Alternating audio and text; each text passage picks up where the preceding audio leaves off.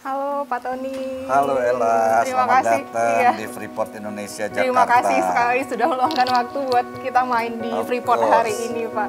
Pak Tony Yuk, gimana? kita ke sana. Ya gimana kabarnya hari ini Baik, Pak? sehat, puji Tuhan, alhamdulillah, Alhamdulillah sehat ya Kamu Pak ya. juga sehat kan? Alhamdulillah sehat banget nih. Siap juga buat ngobrol sama Pak Tony hari ini. Oke. Silahkan Pak. Iya. Silakan. Oke, terima kasih.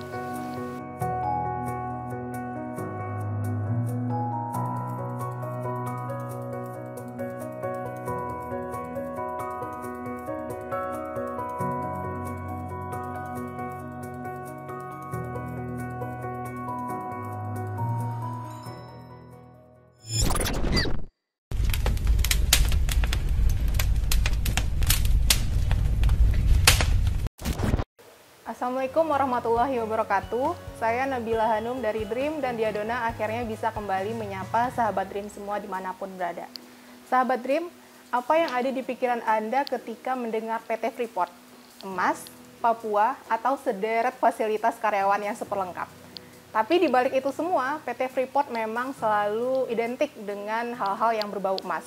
Tapi kali ini kita akan ngulik informasi lain yang mungkin belum banyak diketahui oleh khalayak umum.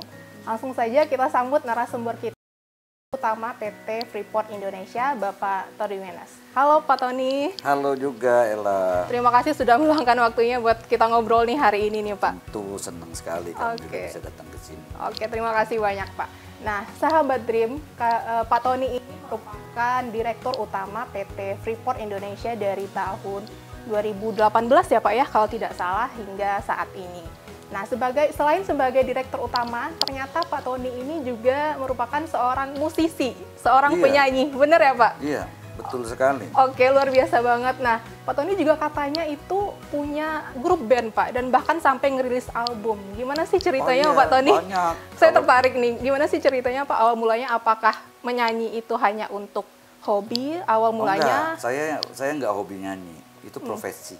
Profesi saya dari dulu, dari tahun 80 itu profesinya penyanyi.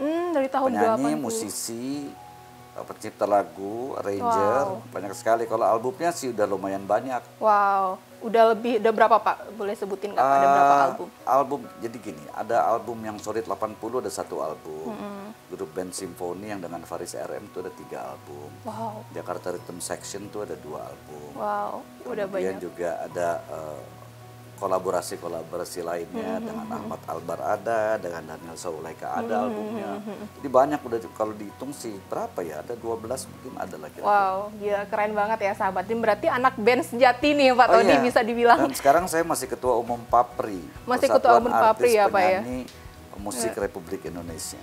Oke, nah berarti Bapak selain nyiptain lagu, berarti main alat musik juga bisa Main dong? Main semuanya, berarti alat musik gitar, semuanya drum, bisa. Tapi gitu-gitu. utamanya saya main piano sama keyboard. Oh, main piano tapi main ya bass Pak ya? bisa, main gitar bisa, main drum juga bisa. Oke, dan itu berarti grup bandnya masih aktif ya Pak sampai sekarang? Sampai sekarang masih aktif. Solid 80 masih aktif, Simfoni juga masih aktif.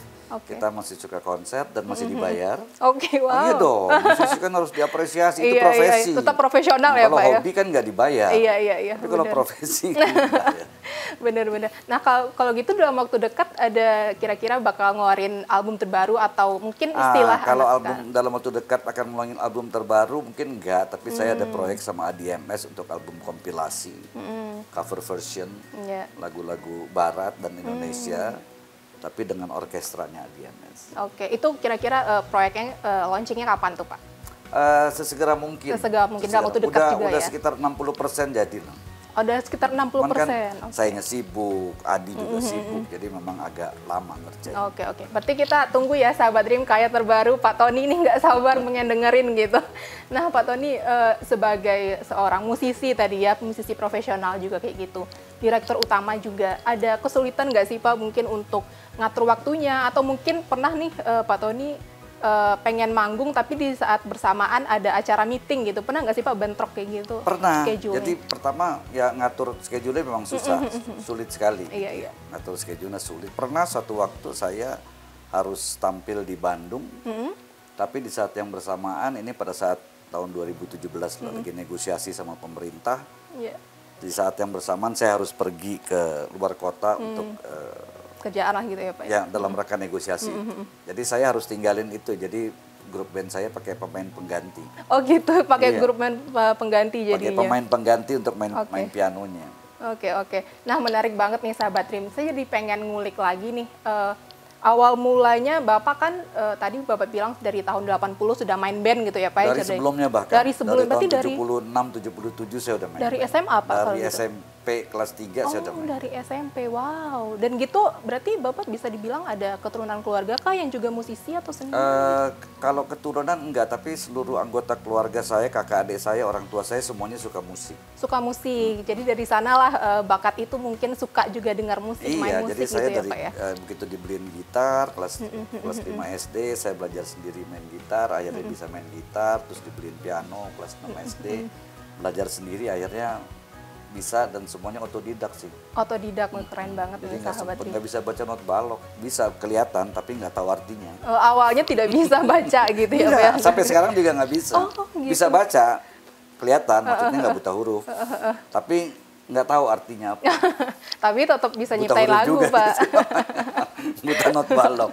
Oke, nah Pak Tony tadi kan kita bahas juga Pak Tony seorang musisi gitu ya. Tapi sekarang malah terjunnya ke bidang pertambangan nih Pak. Gimana sih awal mulanya? Apakah ada dorongan orang tua untuk masuk ke profesi atau bidang ini, atau mungkin malah enggak. kecemplung Saya gitu? Saya kan kuliah di Fakultas Hukum. Band Solid 80 juga itu kan semuanya anak Fakultas Hukum. Oke. Di satu angkatan 80, jadi umurnya ketahuan lah berapa sih. Begitu selesai kuliah, ya saya kan juga pada saat itu nggak bisa kemudian 100% mengandalkan hidup dari musik, nggak kayak Iya, sekarang. benar-benar. Saat itu masih sangat terbatas, masih kaset. Iya, iya, iya. Kita jual kaset 100.000 udah seneng banget. Iya, Maksudnya benar-benar. 100.000 kopi itu Iya, udah iya. meledak. Saat itu ya Pak ya? Kalau sekarang kan yang nonton di YouTube Iya, bisa banyak. 10 juta. Iya, Spotify juga ada. Iya, jadi sangat menjanjikan pada saat itu ya belum terlalu menjanjikan. Jadi saya memang begitu lulus kuliah saya kemudian mulai kerja di perusahaan. Berarti memang dari setelah kuliah ya gitu ya Pak, emang mulai karir di bidang Iya. ini sekarang. Oke, menarik banget nih Pak Tony. Boleh diceritain nggak sih Pak, tadi Bapak juga sempat nyinggung soal Ketua Umum Persatuan Artis, Penyanyi, Pencipta Lagu, dan Pemusik Indonesia ya Iya. Pak ya? Itu gimana sih awalnya bisa Bapak terpilih sebagai Ketua Umum Pak? Oh, jadi memang saya lumayan aktif di Papri udah dari 15 tahun yang lalu lah. Ya kan itu kan pengurusnya kan semuanya rata-rata teman-teman. Iya, iya, iya. Teman-teman seniman, Teman-teman musisi. seniman, musisi dan Iya. pencipta lagu. Jadi Iya, memang iya. komunitas itulah. Jadi nggak susah. Dia udah lama zaman kepengurusannya Tontowi Yahya sebagai ketua umum waktu itu. Saya udah jadi pengurus di Papri. Habis itu kemudian lanjut Pak Hendro Priyono jadi ketua umum Iya, Papri. iya. Saya juga menjadi pengurus di situ. Nah, begitu Pak Hendro kemudian bilang udah selesai masa jabatannya, Pak Hendro bilang Ton, lu aja lah ya ketua umum Papri. Saya bilang waduh Pak, ini kan saya juga punya banyak kesibukan. Iya, Enggak iya. lah, udah cocok. Saya bilang tapi dengan satu syarat, Bapak tetap jadi ketua dewan pembinanya. Oh gitu. Akhirnya ya Pak Hendro mau tetap jadi ketua dewan pembinanya, saya jadi ketua umumnya. Oke. Jadi pilihlah oleh DPD Papri Dari seluruh dari Indonesia. pengurus. Oke. Itu Jadi dari setiap tahun provinsi ada DPD-nya, hampir setiap provinsi lah. Sekarang udah hampir 30 DPD Papri seluruh Indonesia. Oh, banyak juga. Itu Bapak berarti dari tahun berapa Pak jadi ketua umum?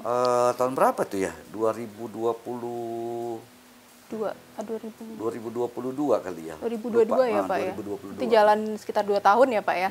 Lebih dari 2 tahun, Oke. mungkin 2021 ya. Oke, oke. Nah, Bapak nih sudah berpuluh-puluh tahun sebagai musisi juga dari SMP ya tadi Bapak Iya. bilang. Apa sih Pak mungkin nilai-nilai atau pengalaman dari menjadi seorang musisi atau penyanyi yang Bapak terapkan ketika memimpin perusahaan saat ini? Oh, mimpin perusahaan itu tuh kayak mimpin band, kayak mimpin Oh, iya. orkestra. Iya betul. Gimana Pak? Bahwa masing-masing dari pemain itu kan punya keahliannya sendiri ya. Iya. Bukan berarti si pemimpin band atau si konduktor ini kemudian bisa lebih jago mainnya dari yang lain, enggak. Dia enggak lebih jago, tapi dia bisa mengatur semuanya dalam satu irama dan nada yang harmonis sehingga Iya. tercipta harmoni untuk dideliver kepada audiens. Dalam hal ini juga di perusahaan gitu, adalah bahwa bagaimana kita mengatur orang-orang yang ahli masing-masing di bidangnya, yang ahli pertambangan, yang ahli keuangan, yang ahli strategis, yang ahli business development, marketing, menjadi satu kesatuan dalam satu organisasi perusahaan sehingga hasilnya sesuai dengan yang diharapkan, arah yang diharapkan oleh para pemegang saham dan stakeholders lain. Jadi seperti bermusik juga ya Pak? Seperti bermusik, harus terjadi, ada harmoni. Iramanya harus sama. Iramanya harus sama, nada-nadanya jangan sampai ada yang fales-fales, supaya terjadi harmoni. Yang fales-fales ya harus diperbaiki fales-falesnya. Irama mungkin ada yang temponya terlalu lambat ya harus dipercepat. Yang kecepatan sendiri juga nggak bagus, harus sesuai. Saya menerapkan prinsip-prinsip yang disampaikan oleh Ki Hajar Dewantoro, yaitu bahwa ada Tutpuri Handayani, ada Singadio Mangunkarsos, ada Singarso Sing Tulodo. Jadi kadang-kadang kita harus di depan untuk narik gerbong ini, kadang-kadang kita harus berada di tengah bersama-sama dengan gerbong ini, kadang-kadang kita dari belakang mendorong. Jadi fungsi-fungsi itu semuanya diterapkan sesuai dengan porsinya masing-masing, sehingga balik lagi ke tadi, tercipta suatu harmoni yang indah. Oke, berarti jadi pemimpin itu tidak bisa bergerak sendiri, tapi bagaimana untuk mengajak yang lainnya? Harus sama tim dong. Harus sama tim ya Pak ya? No one is Superman. Oke, luar biasa banget. Yang ada super tim. Benar, yang ada super tim bukan saya Superman. Tim di Freeport ini adalah the best team ever in the world, menurut saya ya. Oke. Karena terbukti kita berhasil melewati berbagai macam tantangan. Apakah itu tantangan COVID, tantangan cuaca alam di sana, pernah ada banjir yang besar, kemudian tantangan-tantangan lainnya, tantangan keamanan, tapi tim solid dari, bukan solid 80 ya, ini tim yang solid dari Freeport Indonesia yang selalu kita terapkan untuk ibaratnya kita adalah satu keluarga besar, one big happy family. Keluarga besar Freeport. Keluarga besar Freeport, oke. Nah, Pak Tony, tadi kan sudah ketika sudah berpuluh-puluh tahun berkiprah di dunia ini, di dunia pertambangan dan dunia musisi, bisa dikatakan Bapak sudah sebagai seseorang yang menjalani dua profesi seperti itu, Pak. Kalau misalnya disuruh milih menjadi musisi kaya atau menjadi pebisnis kaya, Bapak lebih milih yang mana? Kaya. Ya, musisi kaya atau pebisnis kaya? Jadi begini loh, sebenarnya kan kalau tujuan hidup itu adalah bagaimana kita kemudian bisa menikmati itu ya. Maksudnya menikmati dalam arti kata bersyukurlah atas segala apa yang kita miliki dan apa yang tidak kita miliki. Jadi itu bukan soal kaya atau miskin. Kaya miskin relatif ya. Yang namanya orang kaya berapa sih? Hartanya berapa? Minimal sekian. Kalau UMKM ada hitungannya gitu kan. Kalau asetnya sudah sampai 50 miliar itu udah menengah. Tapi kalau namanya orang kaya atau orang miskin apa bedanya? Kan ibaratnya sangat relatif. Orang yang kaya masih bilang dirinya miskin, orang yang miskin bisa juga menyebut dirinya kaya. Kalau saya bilang kalau saya kaya itu saya punya banyak teman itu, nah itu saya kaya berarti. Jadi teman-teman itu adalah aset-aset, menurut saya aset-aset yang penting dan stakeholders itu adalah aset utama. Jadi kalau dikatakan bukan soal mencapai bagaimana kita profesi dan apa yang kita geluti itu kemudian mendatangkan satu satisfaction dalam diri kita. Ya itu dua-duanya saya melakukan pekerjaan sebagai, saya bukan pebisnis ya.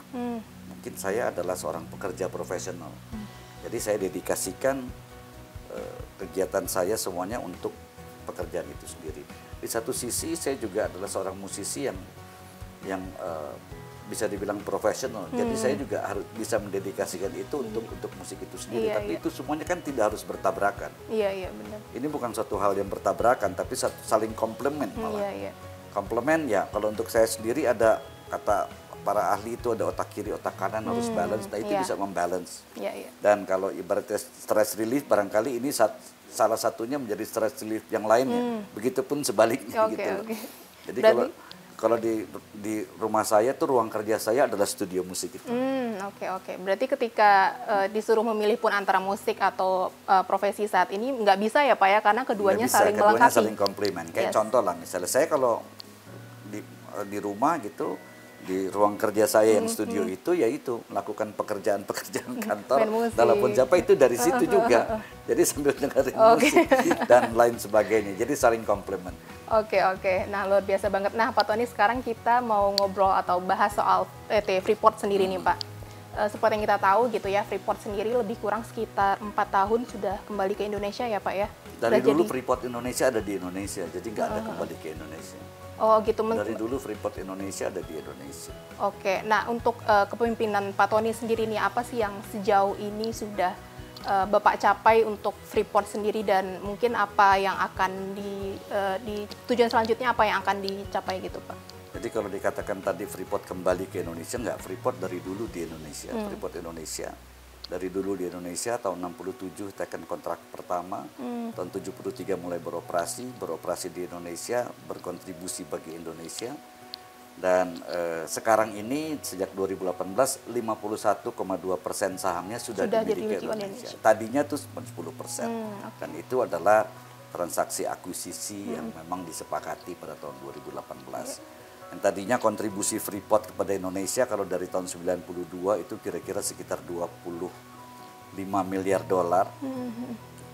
Sudah kontribusi 25 miliar, kalau di rupiahkan ya kali aja 15.000 itu mungkin 300 triliun lah. Dan sejak 2018 diharapkan sampai dengan 2041 itu kontribusinya bisa sekitar 70 atau 80 miliar dolar atau sekitar 1.200 triliun. Dan tadi di awal dikatakan kalau bicara soal Freeport itu adalah emas, Papua, fasilitas mewah. Freeport itu perusahaan tambang tembaga. Perusahaan tambang tembaga. Tadi dilihat di ornamen-ornamen di kantor ini semuanya tembaga ya. Iya.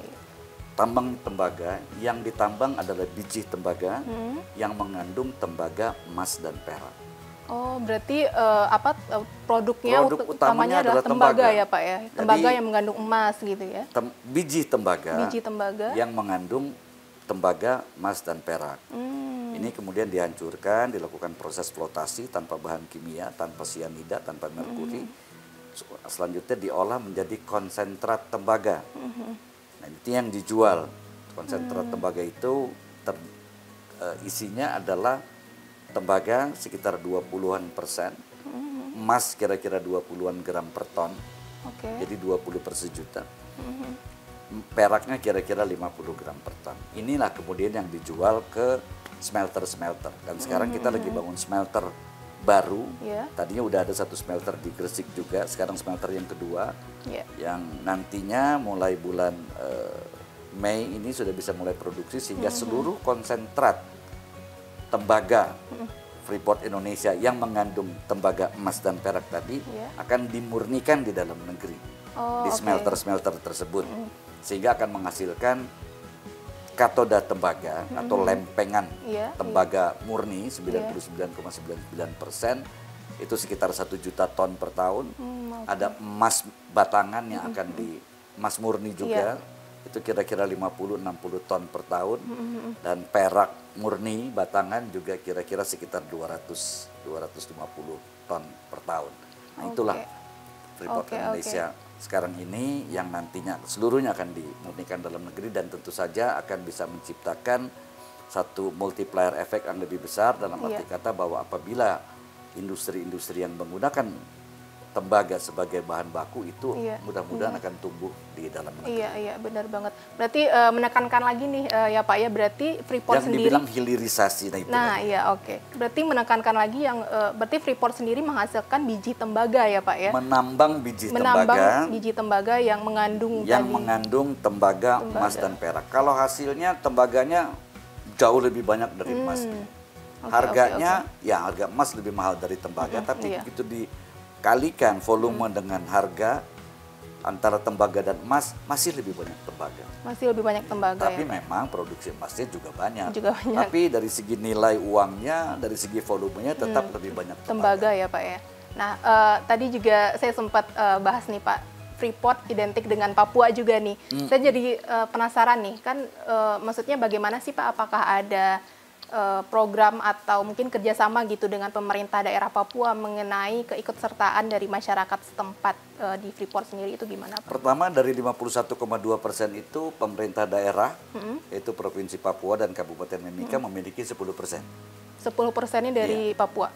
Enggak, jadi 51% sahamnya pemerintah Indonesia, itu di dalamnya ada 10% yang dimiliki oleh pemerintah Provinsi Papua dan Kabupaten Mimika. Oh, oke, oke. Itu pertama. Kemudian yang kedua adalah bahwa kami memang dari tahun 73 mulai beroperasi di Papua, jadi kami adalah bagian dari Papua.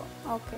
Tentu saja kontribusi kami bagi Papua itu lumayan signifikan. Pertama adalah operasi kami ini berkontribusi kepada pembentukan PDB. PDB nasional itu kira-kira sekitar 1%, PDRB regional, yang PDRB Provinsi Papua itu sekitar kira-kira 40%, dan PDRB Kabupaten Pendapatan Domestik Regional Bruto Kabupaten Mimika sekitar 70%. Oke. Dan tentu saja kalau ditanya mengenai masyarakat Papua, ya kami ada di sana. Sekarang ini karyawan kami 41% adalah warga asli Papua. Orang asli Papua kita bilangnya OAP. OAP. Ada 1 anggota direksi orang asli Papua, ada 9 vice president orang asli Papua, ada 150 kira-kira managerial level orang asli Papua. Ini dari segi karyawan, dan kita akan coba terus tingkatkan ini. Dan kalau dikatakan bagaimana program kita untuk masyarakat, ya banyak sekali juga. Dari tahun 92 tuh udah kira-kira lebih dari 2 miliar dolar yang kita belanjakan untuk itu, atau 30 triliun. Dan setiap tahunnya masih sekitar 1,5 triliun lagi untuk program-program kita. Nggak ada perusahaan di Indonesia yang kayak gitu. Nggak ada. 1,5 triliun kira-kira per tahun. Pendidikan mereka semuanya dapat gratis, kesehatan juga gratis. Karyawan ya Pak ya? Bukan, untuk masyarakat. Untuk masyarakat Kabupaten Mimika, sekitarnya. di masyarakat suku Amume, suku Kamoro, dan 5 suku kerabat lain. Yang karyawan tadi gitu. Oh, yang karyawan. Tadi udah itu, ini buat masyarakat Papua yang di wilayah kerja kita gitu. Itu udah lebih dari hampir 30 tahun mereka berobat gratis. Menarik. Semuanya gratis gitu. Dan ya itu tadi 1,5 triliun per tahun untuk program-program pengembangan masyarakat kita di sana. Dan itu jumlahnya nggak ada satu perusahaan pun di Indonesia ini. Jadi itu komitmen kita terhadap Papua. Menarik. Dan banyak sekali program lain. Menarik nih Pak. Saya jadi penasaran untuk PT Freeport sendiri, atau mungkin aktivitas pertambangan sendiri nih Pak. Sampai kapan sih kira-kira masih bisa menghasilkan untuk dari wilayah itu sendiri? Kalau sekarang ini izin kita sampai dengan 2041. 2041. Ya, sesuai dengan kesepakatan di tahun 2018 itu sampai dengan 2041. Tapi cadangannya dengan cadangan yang sekarang saja itu bisa sampai 2050 kita tambang. Apalagi kalau kita diberikan waktu perpanjangan lagi, kita bisa mulai eksplorasi lebih detail sehingga cadangannya mungkin bisa lebih dari sampai tahun 2070 barangkali kalau kita lakukan eksplorasi lebih lanjut. Tapi untuk perjanjian sendiri sampai 2004. Sekarang ini sampai 2041. 2041 ya Pak ya. Nah, karena izinnya sampai 2041. Iya, izinnya sampai 2041. Nah, saya mau tanya nih, gimana sih tanggapan Bapak tentang yang menganggap PT Freeport itu sebagai penguasa emas dunia, Pak? Gimana tanggapan Pak? Jadi PT Freeport Indonesia sebagai produsen emas itu salah satu yang terbesar di dunia memang. Jadi memang iya. Bahwa kita adalah harus bangga Indonesia. Bahwa itu ada di Indonesia gitu kan. Ada di Papua. Jadi itu kebanggaan kita justru. Dan bagaimana menurut Bapak pengaruhnya status tersebut terhadap perekonomian Indonesia sendiri? Loh, itu tadi yang saya sampaikan tadi, bagaimana kita tahun lalu, tahun 2023, kontribusi kita bagi pemerintah daerah itu 9,7 triliun, 9 triliun. Untuk pemerintah daerah? Untuk pemerintah daerah. Untuk pemerintah daerah di Kabupaten Provinsi Papua Tengah yang hanya 8 kabupaten. APBD-nya Kabupaten Mimika itu 9 triliun dengan penduduk 300.000. Kenapa? Karena ada keberadaan Freeport. Coba bandingkan sama kabupaten lainnya yang penduduknya mungkin bisa dibandingkan sama kabupaten di Jawa, saya nggak perlu sebut namanya, yang penduduknya kira-kira 3 juta, APBD-nya lebih kecil. Dan itu tadi, kita tahun lalu kami berkontribusi bagi negara itu 40 triliun. Tahun sebelumnya 55 triliun bagi negara. Jadi inilah bentuknya, adalah bahwa hasil dari tambang ini kemudian berkontribusi bagi pemerintah, bagi negara, sesuai dengan apa yang diamanatkan dalam Undang-Undang Dasar 45. Benar. Bahwa dimanfaatkan bagi sebesar-besarnya kemakmuran rakyat. Dan ini nyata loh, semua datanya Iya, iya. ada. Iya. Kalau ada yang mau nyinyir ya silakan aja. Tapi ada datanya nggak dia? ada, iya, Gitu loh benar. Kan kalau di debat-debat paslon gitu kan, Iya, datanya iya. mana? Datanya mana? Ini Benar juga banget. oke, Iya. saya punya data. Punya Silakan datanya ya Pak ya, diambil ada datanya. kontribusinya semuanya. untuk Indonesia kayak Semuanya gitu. ada. Jumlah pajak yang kita bayarkan berapa, jumlah dividennya berapa, royaltinya berapa, semuanya Ada bukti gitu. Oke. Nah, Pak Tony, saya jadi tertarik nih Pak. Tadi Bapak sempat bahas juga tentang karyawannya Freeport kayak gitu. Sebagai perempuan nih Pak, saya jadi penasaran gitu untuk gimana sih kedudukan karyawan perempuan di PT Freeport, karena seperti yang kita tahu Freeport kan pertambangan gitu ya Pak ya.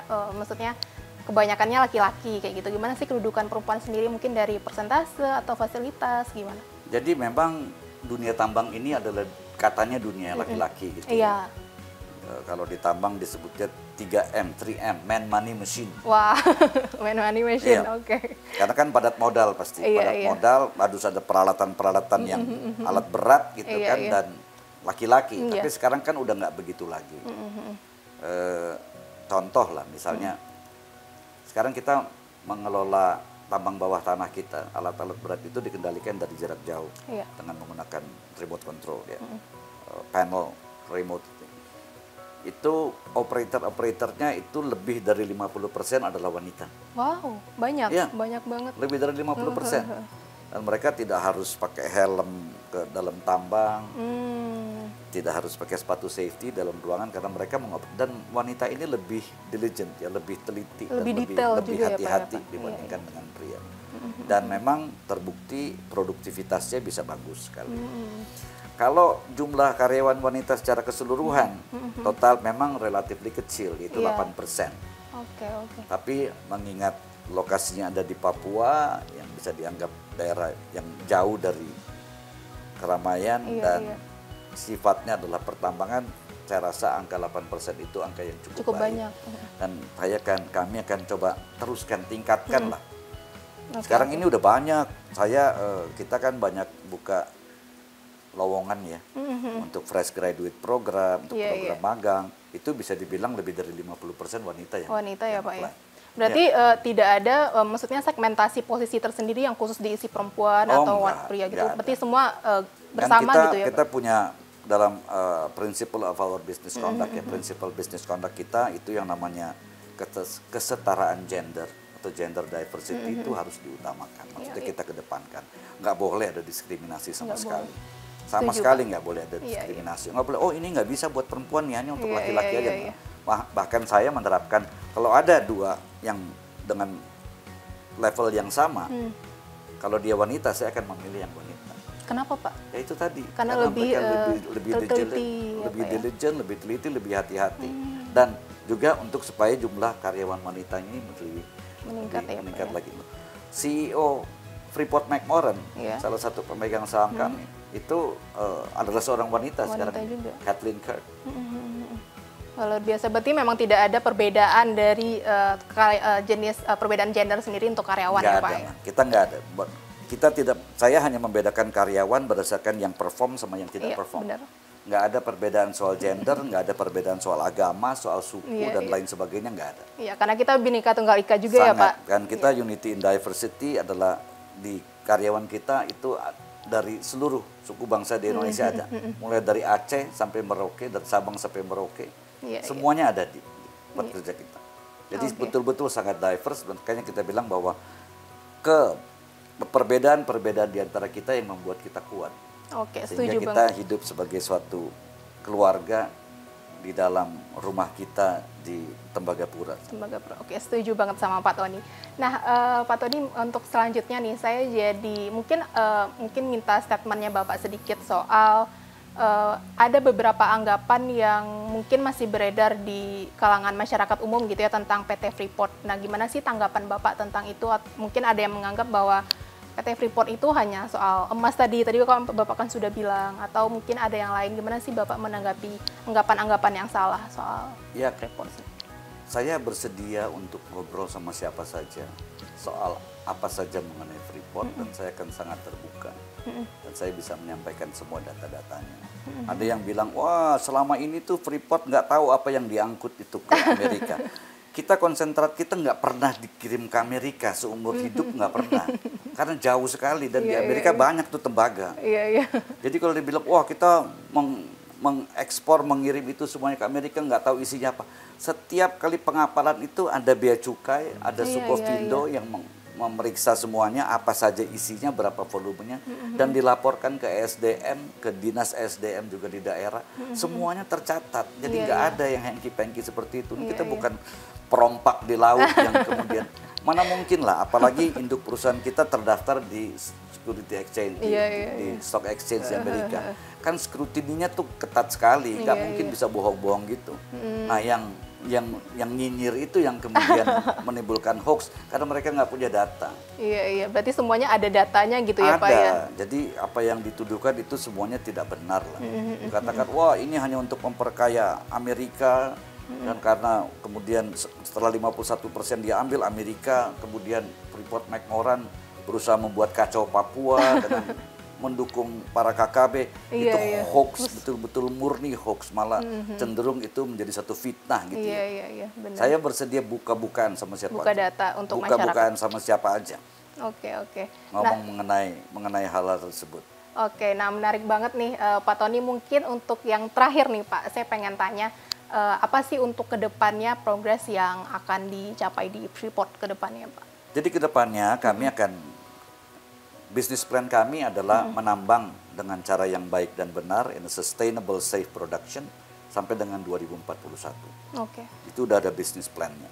Karena memang izin kami cuma sampai 2041, tapi dalam mencapai itu dan dalam waktu dekat ini akan segera diselesaikan smelter yang baru. Smelter tadi ya Pak ya? Ya, mulai akhir Mei akan selesai, kemudian kita mulai operation itu sekitar 6 minggu. Untuk selanjutnya kemudian mulai produksi katoda tembaganya di bulan Agustus. Tahun ini ya Pak ya? Tahun ini. Dan akhir tahun ini, Desember udah akan berproduksi penuh. Itu memang targetnya, dan memang dengan itu ya kita bisa lakukan hilirisasi semuanya. Tapi bisnis plan kita adalah tetap menambang semaksimal mungkin dengan cara yang safe and sustainable way, dengan cara yang aman dan berkelanjutan untuk mencapai bisnis plan sehingga bisa berkontribusi terus bagi bangsa dan negara. Akan lebih baik lagi kalau seandainya kita diberikan izin lebih lagi dari tahun 2041, katakanlah bisa sampai 2061. Kenapa? Karena kalau kita berhenti 2041, ya udah semuanya berhenti. Penerimaan negara dari kami juga berhenti, employment 30.000 orang juga berhenti, program pengembangan masyarakat kita juga berhenti, kontribusi bagi daerah juga berhenti, semuanya berhenti. Tapi kalau kita dilanjutkan, semuanya akan menerima manfaat. Benar. Negara akan menerima sekitar 50-60 triliun per tahun, pemerintah daerah akan menerima sekitar 10 triliun per tahun. Tenaga kerja 30.000 orang tetap akan lanjut di situ, program pengembangan masyarakat 1,5 triliun per tahun akan lanjut terus, semuanya senang. Banyak yang diuntungkan juga ya, kalau misalnya berlanjut ya Pak ya. Oke. Berarti dalam waktu dekat kita doakan semoga smelternya bisa berjalan gitu ya Pak, bisa optimal gitu ya. Dan kami juga bisa mendapatkan perpanjangannya. Supaya apa? Supaya saya bisa justify untuk mulai mengeluarkan spending untuk eksplorasi detail di cadangan-cadangan yang mungkin kita temukan, dan kami yakin kita temukan. Itu perlu waktu kira-kira 12-15 tahun. Oke, luar biasa banget. Nah, terima kasih Pak Tony atas waktunya. Kita udah ngobrol banyak nih soal keseharian Bapak juga bekerja di Freeport bagaimana. Oke, sahabat Dream, itu tadi obrolan kita dengan Direktur Utama PT Freeport Indonesia, Bapak Tony Wenas. Mohon maaf apabila ada salah kata. Saya Nabila Hanum, mohon pamit undur diri. Assalamualaikum warahmatullahi wabarakatuh.